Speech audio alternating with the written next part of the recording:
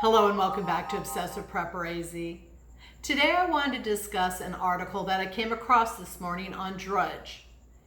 I actually like this article because it finally portrays preppers of why we're prepping. And it's not what was once considered as we're all looking for a doomsday scenario or apocalyptic scenario. So in this article, the headline is, Study finds rise in doomsday prepping due to mainstream American culture of fear. Study finds. So it says doomsday prepping, stockpiling food, medicine, weapons, and other supplies in case of an apocalyptic scenario. So in the past, that's how we have been viewed, portrayed, preppers, is that we're looking for this doomsday scenario, and it's not necessarily true. It goes on to say, was the overall sense of fear currently dominating U.S. culture across a variety of media channels. Most Americans can't seem to log online or turn on the television without being hit by a grim view of the future being reported or speculated on. And that's true. There's truth to that. You know, there are so many things that are going on in our world today that make us question what is going on. And so we're all wanting to take care of our families. And so as preppers, we look for those reasons. That's why we're prepping. We prep for a loss of job, a loss of income. I have videos out where we were directly as a family from a loss of losing our business, where we relied on our preps. And these are the reasons why we prep. As preppers, we look at loss of job or loss of income. I push this on my channel a lot of why to prep. This has directly affected my family, a loss of income when we lost our business. And without our preps, I don't know what we would have done. And thank goodness I've been prepping for over 20 years now, and our preps literally saved our lives. And so as preppers, we have to look at loss of income, no money coming in. Sustainability, can we take care of our family? You have to look at medical concerns. This happens every day where a family has medical issues that literally their co-pays and their medical expenses take away the money that normally would buy food for your family. So do you have a well-stocked pantry for these kind of instances?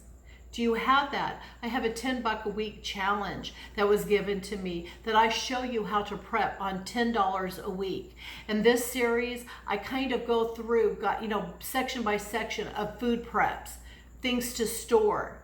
Now there's just recently, we've been thrown into another medical situation where my husband has been diagnosed with diabetes. So I am now having to relook at our food, our flour, our sugar, and start bringing other things in, and how long maybe almond flour can store. I've never been dealt with that. So now I'm looking at more storing nuts. I don't want those to go rancid. I had a lady that was a baker that, she was cringed by the first minute and 40 something seconds into my video of storing flour. And she was just blown away that, flour can only last a year and a half. Well, that's not the case. It can last a lot longer. Now, I don't have the experience of almond flour, but I'm going to have that experience because that is a new medical concern that is brought to my family.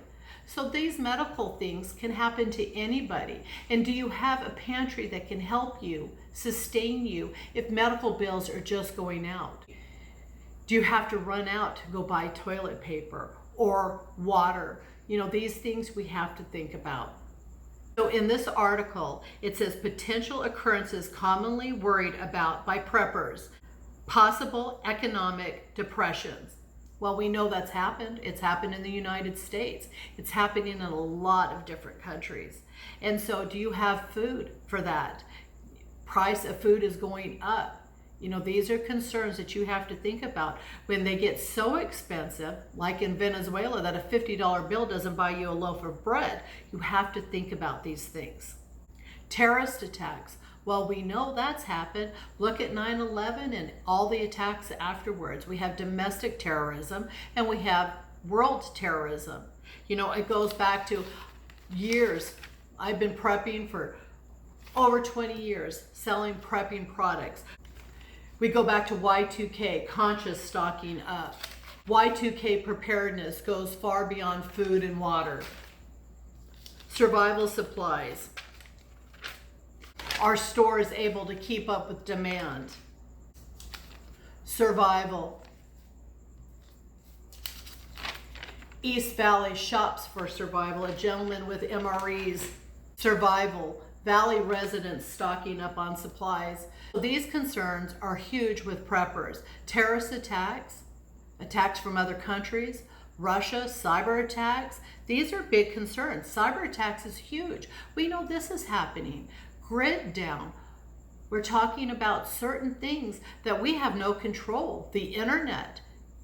What happens if our computers go down? What happens if certain things that we rely on a day-to-day basis isn't there anymore? And we can't say it's not going to happen because it's already happening. Pandemics. Look at LA. That shows you that it can happen. We're looking at typhus in LA, but not only that, we're looking at all sorts of different diseases that are coming in the United States that have been squashed over the years. Smallpox. We're looking at chickenpox. We're looking at measles. We're looking at tuberculosis on the rise, hepatitis A, all sorts of things that are happening now that we have not seen in a long, long time. So yes, these are major concerns. Environmental disasters happen, water supplies. We're looking at natural disasters, flooding up in the Midwest, things like that. So yes, we have concerns about this. In this article, it talks about the government telling us to be prepared. And not only telling us to be prepared for like hurricane areas or earthquake areas, they're talking about now being prepared for grid down. What happened in New York just recently? Power outages, cyber attacks, where we have no electricity. Our grid is down, we have no internet, we have no computers anymore, and our government's telling us to be prepared. So if the government's telling us, you need to be prepared. Look at FEMA and different sites to show you their guidelines. Always think about what can you do. Look at these sites. They even have lists of things to be prepared for, how to be prepared. You cannot rely on a water circumstance when you have so many people in a certain area and expect your government to bring bottles of water. FEMA, they have failed over and over again. They do the best they can do, but if you have a major circumstance where there's no water, they can't provide water for everybody. So as preppers, we're concerned with water supply. If the government is telling you to be prepared, maybe you need to think about, maybe I need to be prepared. So in the article, it says doomsday prepping or stockpiling food, medicine, weapons, and other supplies in case of an apocalyptic scenario has long been considered peculiar behavior only exhibited by conspiracy theorists and other extremists in the United States. However, such prepping has actually been steadily on the rise in the US over the past decade. I know that. My subscribers have gone through the roof. I talk to so many people that are concerned with what is going on in our world today. It's nice to see that the article is now showing that it's not whack jobs, that it's not crazies out there, that more and more Americans are concerned with what's going on in our country, and they're wanting to take care of their family. They're wanting to make sure their pantries are sustainable, that they can provide food for their family. Electrical, lighting, how they're going to prepare their food, water. This is something a lot of Americans now are thinking about, which I like. I'm so happy because we need to take care of our families. I love it. However, such prepping has actually been steadily on the rise in the US over the past decade. I'm not loving it because I'm looking for a doom or proving that we're right. I'm loving it because people out there are now worried about their families, now concerned of how they're going to feed their families. Don't rely on the grocery stores. Don't rely on your government. Rely on yourself and your family. The only people you can rely on is yourself. Do not be the one that is there standing in the line waiting for water handouts and food handouts. Be the person that's in your house that is settled in and not worried about this. And I know I'm going to get the crazy that says, we're going to come get your stuff. You know, there's always those people out there. I'll get comments that say, we're going to come get your stuff. Seriously, why come get our stuff when you can take care of yourself? Why? You're going to wait? You're going to wait to come get our stuff? How about go buy some things and take care of yourself? At the end, we're all going to be judged by God. And yeah, you can come get our stuff, but do not think as preppers that we're not prepared for people like you that want to come get our stuff. Enough said on that one. The article goes on to say, so what's causing the surge in stockpiled rice packets in underground bunkers? One group of researchers say it is an ever-growing sense of impending doom in American culture. We watch what's going on in America. We're watching what's going on in the United States. Things that we have never thought would happen are happening. Our constitutional rights are getting stepped on. Our history is being destroyed. There's too much in our world that is going on, and it's not just happening here. It's happening in Venezuela. I just traveled to Europe last year, 40 days. I was in Rome, St. Petersburg, Russia. Different countries where the people are not happy with their government. There is a lot of uncertainty everywhere. People in Rome are irritated and mad over their government and how they're handling things. Streets littered with garbage.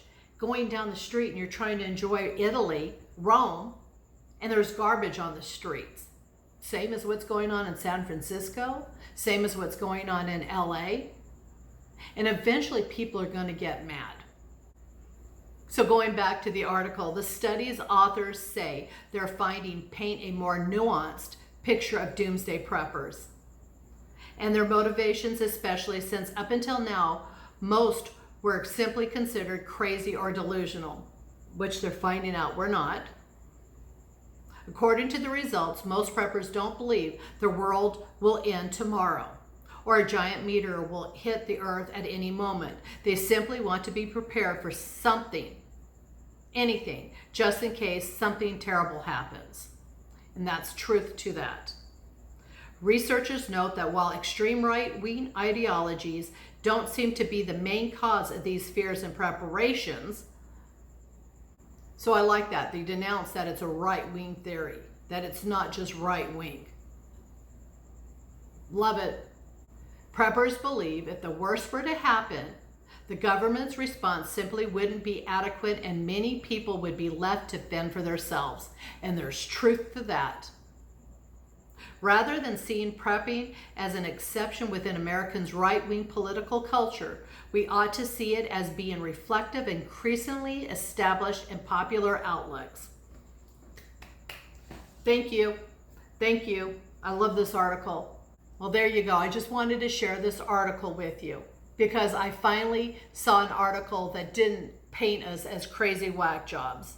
I hope the people out there that have seen this video that are not preppers gives you reason to think that maybe there's some things that maybe you need to do to help your family. If you're looking to get into prepping, check my 10 bucks a week food prep challenge out because I always state start with your food pantry first before you start on the long term. Make sure that you can feed your family for 3 days, a week, going into 3 months and longer. Build it up slowly. Do you have enough water to take care of your family? Several videos out on water, electricity, things to do with your waste. These are all things that you have to think about. Don't always have everything on the internet. Have paper copies of everything. We've learned that in Katrina, your prescriptions, phone numbers, all of that. Make sure you have on paper, stored away somewhere. Again, I just want to end this video saying I'm just happy to see this article. I'm happy that it paints a better picture of us. Years ago, Doomsday Preppers asked me to be on, and I did a video of thanks, no thanks, because I didn't like how they portrayed preppers at the time. In an article that came out that was positive for preppers, I had to show you because it's nice to see that the air in the world is changing. And it's not so much that we're crazy, it's that because we want to take care of our family and be sustainable. I hope you enjoyed this video. If you did, please subscribe. And if you want to be notified for future videos, ring the bell. Have a blessed day.